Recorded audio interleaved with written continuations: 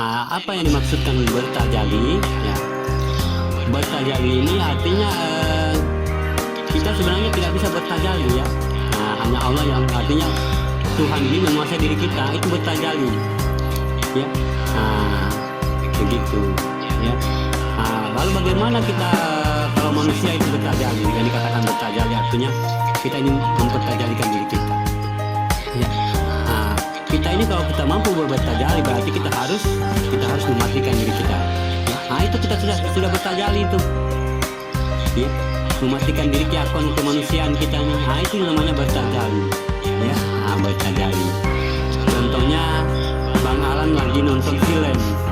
Ya, lagi nonton ini sebenarnya saya sudah ulang-ulang ya. Lagi nonton film. Ya, film apa? Film horor.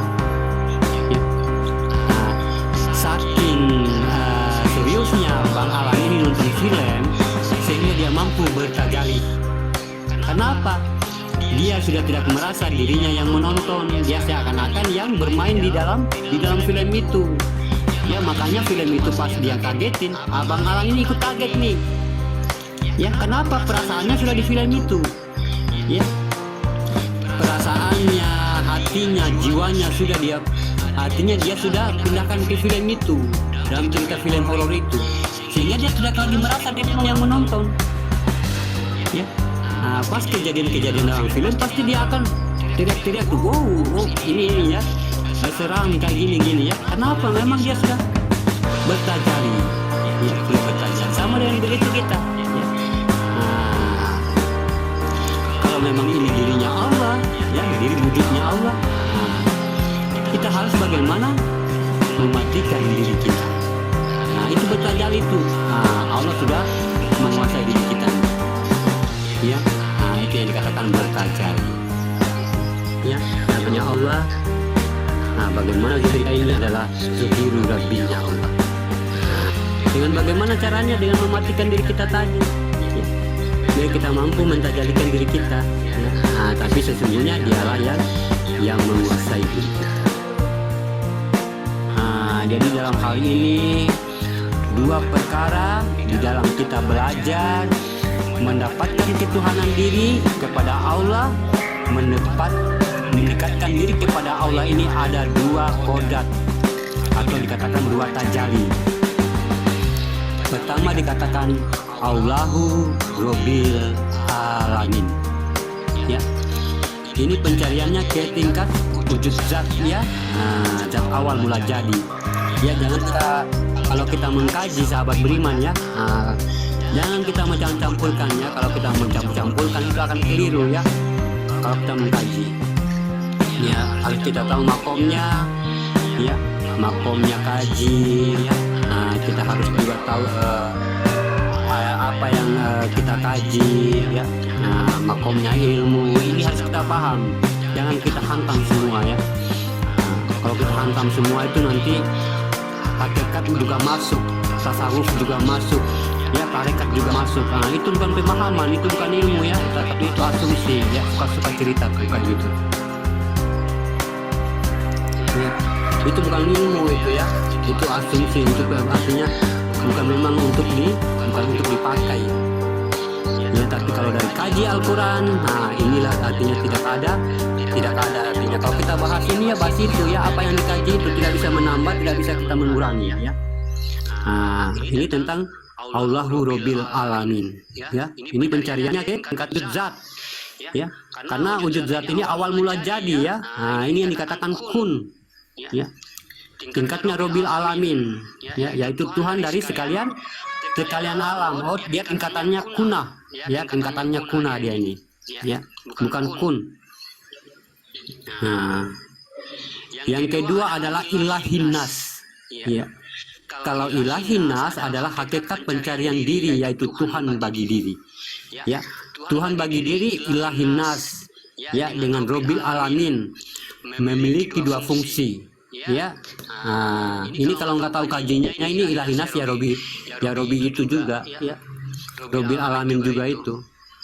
Makanya kita hati-hati sahabat beriman dengan pemahaman orang lain. Jangan sampai kita harus harus tahu ini yang dipahamkan ini kodratnya mana, ya. Nah, kalau mereka memahamkan tidak memiliki kodrat, berarti tidak ada pembuktian apa yang mereka pahamkan. Ya, tidak ada buktinya. Ya, kalau tidak memiliki kodrat, harus memiliki kodrat, harus memiliki makom biar ada buktinya. Ya, kalau nggak memiliki bukti hanya memahamkan, saya buat mampu memahamkan. Ya. Tapi apakah ada bukti? Mana buktinya tentang kodrat? Ya, kodrat tentang makom itu buktinya, sahabat beriman. Ya. Nah, ini yang dikatakan tolabul ilmi, ya, atau dikatakan ulul albab, atau orang-orang yang memang mengkaji Al-Quran itu sendiri. Ya. Jadi Tuhan bagi diri adalah ilahin nas, ya, dengan Robbil alamin. Ada yang memiliki dua fungsi, ya.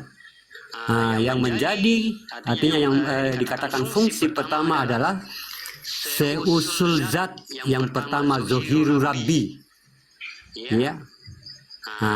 Bagaimana Allah menetapkan kezohirannya untuk menuju sifat ketuhanannya. Ini adalah makomnya aftar.